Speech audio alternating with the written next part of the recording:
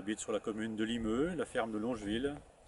Donc ce territoire, enfin mon exploitation comporte à peu près un peu plus de 200 hectares, mais uniquement 80 sont gérés en petit gibier.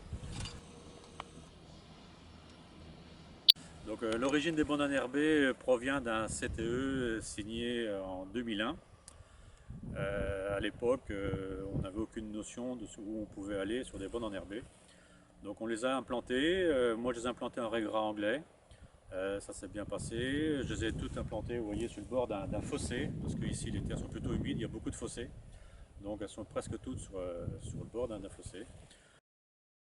Ensuite, voilà, l'entretien, une fois que ces bandes ont été implantées, c'est pas le tout de les faire, il faut les entretenir.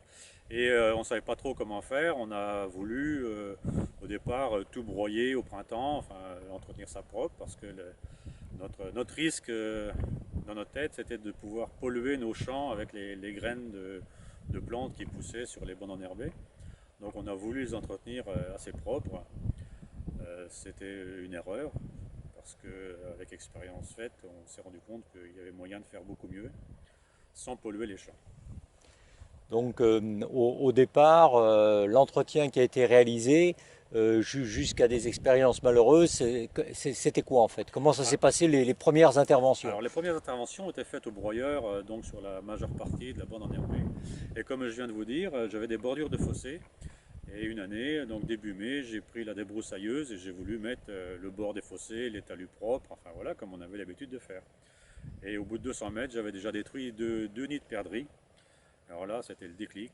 J'ai replié le bras, je suis rentré à la maison et j'ai jamais rebroyé une bordure de fossé au printemps.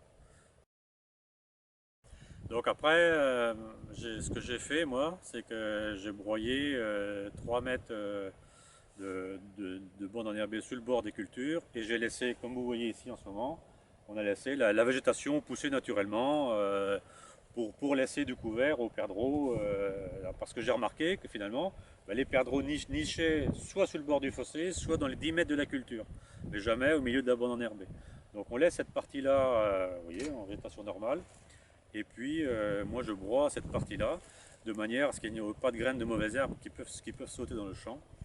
Et ça fait quand même, vous voyez, on est en fin d'été, et il y a encore du couvert, il y a de l'abri pour les oiseaux au cas où, pour les rapaces, pour tout ça. Et Donc, donc sur cette partie rase là, de la bande enherbée, finalement elle sert également aux animaux puisqu'ils y trouvent un peu d'ensoleillement. ah ben, il y a plusieurs avantages. Pour les animaux, pour les lièvres notamment, au mois de mai, quand les cultures sont hautes et qu'il pleut ou c'est humide le matin, on voit plein de lièvres sur les bandes enherbées qui viennent se sécher plutôt que d'aller sur les routes. C'est bien moins dangereux, c'est plus agréable. Pour les oiseaux, il y a aussi fait un réservoir d'insectes également facilement accessible. Comme l'herbe est rase, ils peuvent facilement avoir accès aux insectes. Oui, oui, tous les oiseaux, même les perdrix viennent se sécher aussi sur le soleil, hein, sur la bande enherbée, il n'y a aucun problème. Et donc l'impact sur le salissement des parcelles adjacentes à Eh la bande ben, enherbée. il n'y en a pas. Il y a zéro impact puisque la bande est propre. Donc il n'y a pas de graines, il n'y a pas de mauvaises herbes qui montent à graines sur les 3 mètres bordant la culture. Donc j'ai remarqué aucun salissement dans les champs depuis 10 ans, il n'y a aucun problème.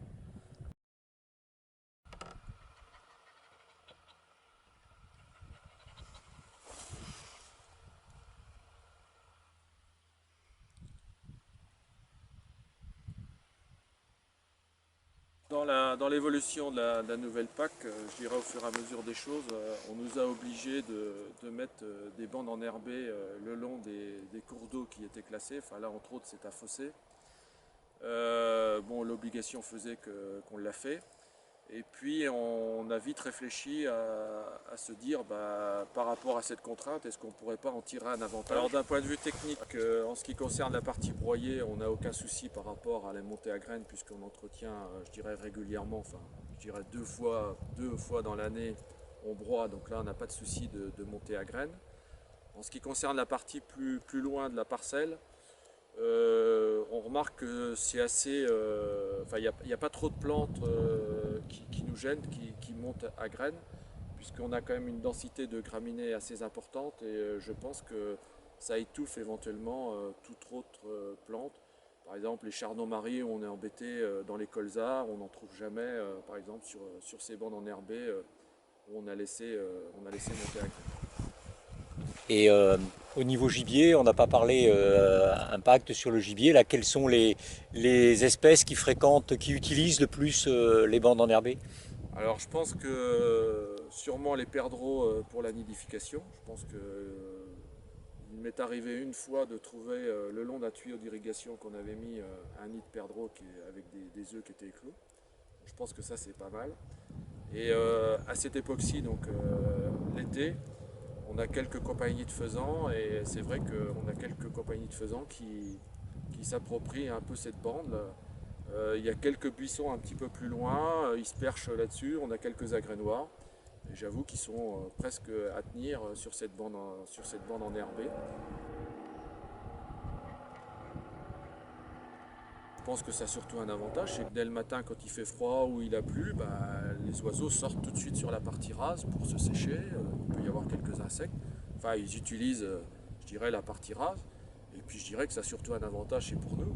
C'est parce que quand vous aviez le blé, la partie haute et la partie rase, bah, les oiseaux, vous les voyez là. Et c'est quand même agréable d'aller le matin à leur rouleur, tous les matins à leur rouleur, et voir des compagnies de faisans, des compagnies de perdreaux qui sont là le matin à se réchauffer au soleil. Ça donne du baume au cœur pour la journée. Ouais.